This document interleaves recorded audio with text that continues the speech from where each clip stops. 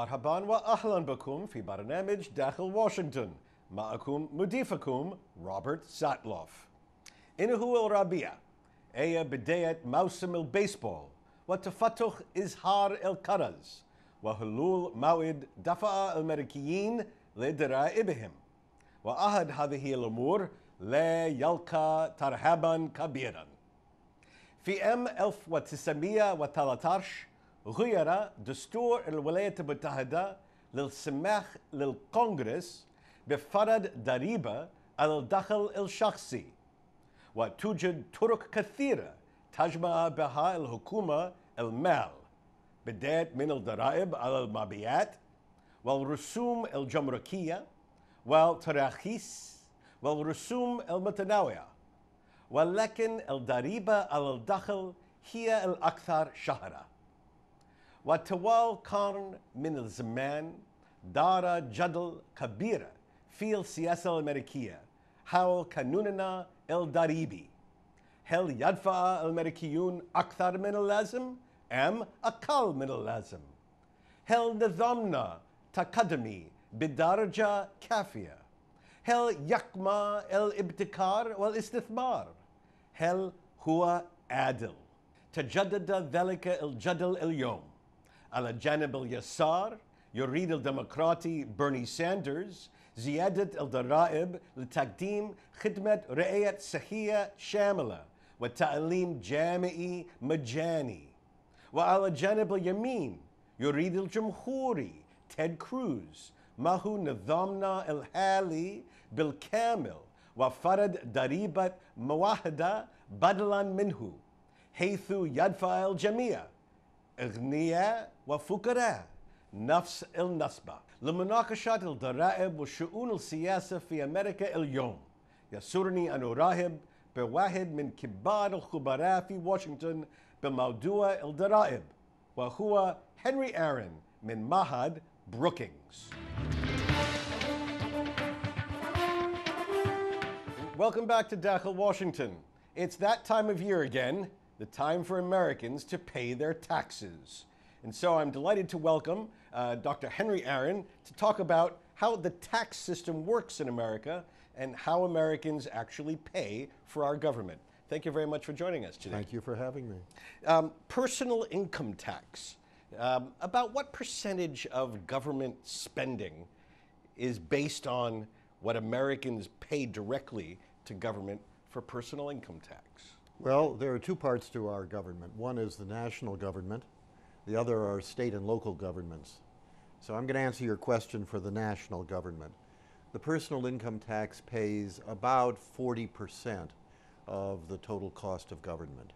And where does the rest of government, the majority of government, get the revenue to sustain itself? Well, a large part of it comes from taxes that are collected on payrolls and that are earmarked to support our pension system and to a degree our healthcare system.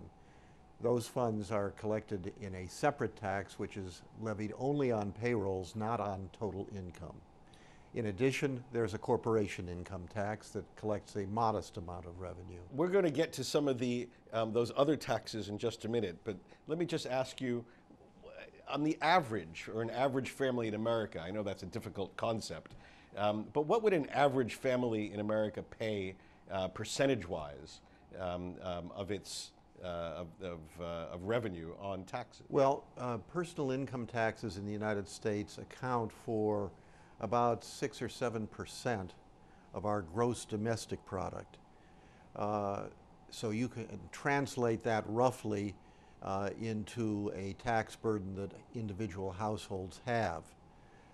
A large proportion of Americans don't pay any income tax at all because their income is low enough that the government has given them various ways of not having to pay tax at all. Some people pay much higher percentages, up as high as 30 or 35% of their income, and everything in between 0 and 35 or so. In your estimation, would you say that we have what is called a progressive tax system? Yes, that's exactly right. A progressive tax system is one that collects higher rates of tax from people with higher incomes. Our personal income tax does exactly that. The other elements of our tax system, like the payroll tax, don't do that. They collect the same percentage of earnings, regardless of what your earnings are, up to a maximum. And then beyond that maximum earnings level, there's no additional tax.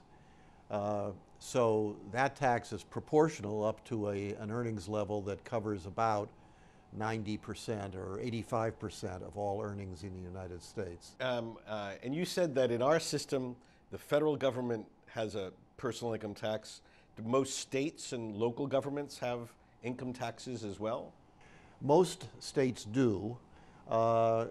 States also rely quite heavily on sales taxes, taxes that are levied each time you go in to buy something at the grocery store or the department store. And you're supposed to pay taxes on things you buy through the internet, but not everybody does. So in the last couple of minutes, Dr. Aaron, you've mentioned lots of different types of taxes: payroll taxes, sales taxes, income taxes, federal, state taxes. When you add it all up, if somebody earns $1 in America, about how much of that does he give back to the government in taxes? If you averaged over everybody and all taxes, it would come to about a third. About a third? Yes. And how does that compare with, let's say, other Western democracies in general? In general, it's lower than Western European democracies for the most part. They tend to be in the vicinity of 40 or 45%. Some have even been a bit higher than that. But only a few. Australia, for example, has a tax share out of total income that's approximately the same as that in the United States. And is our that overall tax burden, is that today in 2016 lower than it has been historically, about the same, or is it creeping upward? It's about the same as it has been for a number of decades. In the mid-20th century, during wartime, the tax share went up a great deal. And after the war, it basically stayed at that level. There's been some expansion in state and local government taxation since then, but the federal government share has been pretty constant for a half a century or more. Every election cycle, one of the clarion calls of candidates is to reform our tax system, to lower our taxes, sometimes to get rid of the entire tax code. So let's take a look at some of the ideas that you hear various candidates talk about. One idea which one of the candidates is now making a lot of hay about is to create something called a flat tax to get rid of our tax code. What is a flat tax, and is it better than our current system? It's different from our current tax system. Whether it's better or not is a matter on which tax experts and politicians disagree. We have a very complicated system in which one includes different kinds of income. In some cases, one includes various kinds of income are subject to tax at lower rates than other kinds of income. The flat tax proposal is to cover all your income, basically all your income, and not to allow you much in the way of deductions. If you incur expenses personally, if you give money to charity, under current law, you can subtract that from your income before you have to compute what your tax is. Under the flat tax, almost all of these deductions would be done away with. There would be a single rate, lower than the highest rate we now impose, but higher than the rate to which many people are exposed. So one of the issues that arises in the case of the flat tax is that replacing our current system with a flat tax would redistribute income rather substantially Exactly how depends on the details of the proposal, but the objective would be to simplify the tax system. In the process, however, some people would pay more in tax and some would pay less. That makes it very controversial. And I'm reading between the lines, I'm hearing you say that perhaps people at the lower end would end up paying more than they generally do now, and maybe people at the higher end will end up paying a little bit less?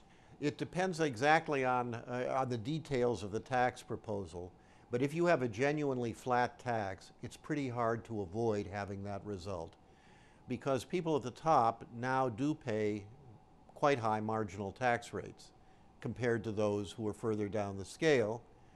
Under the flat tax proposal, there would be a certain amount of income that one would receive that would be free of tax, but everything above that level would be taxed at the same rate. And are you a fan of this idea? I am not. I'm concerned about the impact on income distribution, and when one gets into the details of how tax laws are written, it turns out the transition from one system to another is inevitably very, very complicated. There are all kinds of transitional provisions that have inevitably creep into any such proposal, and the original objective of simplification is therefore lost, or very likely to be lost. What one is left with then is a system that, at least in the transition period, which can go on for many, many years, the system is at least as complex as it was before, and one is in process of redistributing tax burdens in a way that I personally would find inequitable. Mm-hmm. Another sort of big idea which one hears about frequently is an idea that many European and other countries around the world have, which is a value-added tax, a VAT. You referred to a sales tax earlier, but there is no national sales tax in the United States. Would that be a good idea? I think a value-added tax has a lot of attractions and could help us with our long-run need to finance public spending. The former Secretary of the Treasury, Larry Summers, years ago quipped that the problem with the value-added tax is that our conservative party, the Republican Party, which wants to keep government small, fears that the value-added tax would be a money machine to enlarge the government. And the Democrats, our left party in the United States, are concerned that it would fall disproportionately on lower income people. And he quipped that the value-added tax would become law when the Conservative Party realized it fell on lower income people and the left party that wants government to be active realized it would be a money machine that could generate revenue. That time has not yet arrived. There's actually, I think, more interest in certain other kinds of taxes at the present time. Okay, we'll come back and talk more about taxes and how the American government is paid for by the American people in just a moment.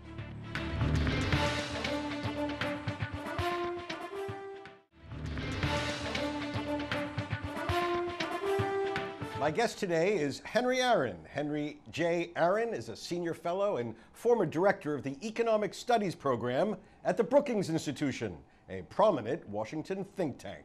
Dr. Aaron is one of America's leading experts on taxes, budget, and healthcare policy. For more than 40 years, Dr. Aaron has focused on economics and public policy, both at Brookings and in the federal government, where he served as Assistant Secretary for Planning and Evaluation at the Department of Health, Education, and Welfare. He is the author or editor of numerous books on topics ranging from reforming Medicare to financing America's Social Security system.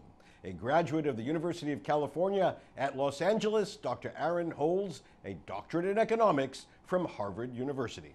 So let's look at a couple of the specific taxes and aspects of our tax system. We do energy taxes in a unique way, and there are also ideas to have a major energy tax to affect how Americans behave and affect perhaps climate change financing. What do you think about the energy system in our country, energy tax system? Well, our energy taxes date from a prior age when their primary purpose was to pay for road construction.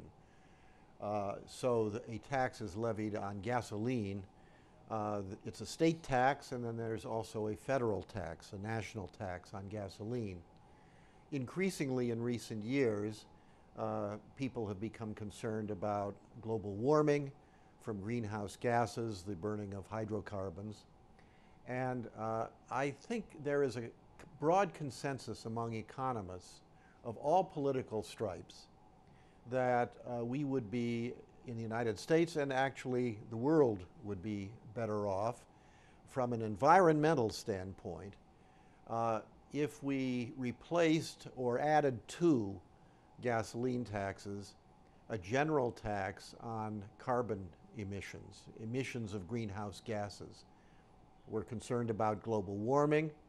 The impact of such a tax would be complicated, and it would probably be, if in its plain form, regressive in its impact. That is to say, it would claim a larger share of the incomes of relatively low-income people than of high-income people. It would fall disproportionately on certain regions and industries in the United States. So the revenue that such a tax would generate probably ought to be used in a number of different ways. One would be to help support general government spending, but the others should be to help protect or provide compensation to those people who would, lower income mostly, who would be disproportionately burdened by the tax, and also to help those regions of the country that would be particularly affected by it. Most notably those regions that now produce a lot of coal. Because coal produces a lot of greenhouse gases, much more than does petroleum and much more than does natural gas, the regions that produce coal would likely suffer economically fairly severely from the imposition of a tax on greenhouse gases. How likely do you think this is to come to pass? Well, you know, it's virtually unanimous among economists, but there aren't many economists in Congress, and those who are subject to competing pressures. Right now, it is an idea that has a lot of intellectual fandom, respect, but it's not one that's, I think, high on the likely list of legislation in the near future. When we first started our discussion, you referred to a totally different system that we have to pay millions of Americans for their retirement benefits, what we call Social Security in our country, which is operated through a trust fund separate from sort of the general treasury. How solvent is this trust fund? Are we collecting enough taxes so that there'll be money when I retire? Right now we are. The projections are that in the future, as increasing numbers of people who were born during what is called our baby boom, the increase in birth rates immediately after World War II, as they reach retirement age, costs are going to rise faster than revenues. For that reason, something is going to need to be done within the next 2 decades. We have about that much time, either to curtail benefits, the amount of benefits paid, or to raise the revenues that flow into these trust funds, which are special accounts into which these particular taxes earmarked for pensions flow, and out of which those pensions are paid. The basic principle here is, regardless of what's going on in the rest of government, the trust funds can only pay out as much money as they have collected in taxes or have been deposited in them. That is a principle that has prevailed for about 80 years. 80 years. We have not violated it. It's a strong discipline, and I personally expect it will be adhered to in the future. And that means that sometime in the next 2 decades, Congress is going to either have to increase the earmarked taxes that flow into these trust funds, or it's going to have to cut benefits. Probably it's going to do some of both. Mm-hmm. Now, we only have a few seconds left, so this is a big question for a little time. If you could wave your magic wand and fix one part of our tax system, what would you correct? I think if I could do one thing, I would, and I indicated that it was unlikely to be successful in the near future, but if I could do one thing, it would be institute a tax on a carbon tax in the United States. The threat of global warming, I believe, is terribly serious. The world needs to face this problem, and the United States, as the largest single economy, I would hope could help lead in this effort. Dr. Henry Aaron, thank you so much for joining me on Dakhel, Washington.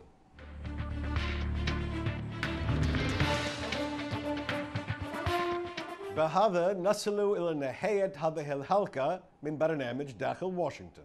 إذا كانت لديكم أي استفسارات أو تعليقات حول هذه الحلقة وخاصة حول عدالة الضرائب في بلادكم، أرجو أن تراسلوني مباشرة على عنوان البريد الإلكتروني التالي insidewashington@alhurra.com.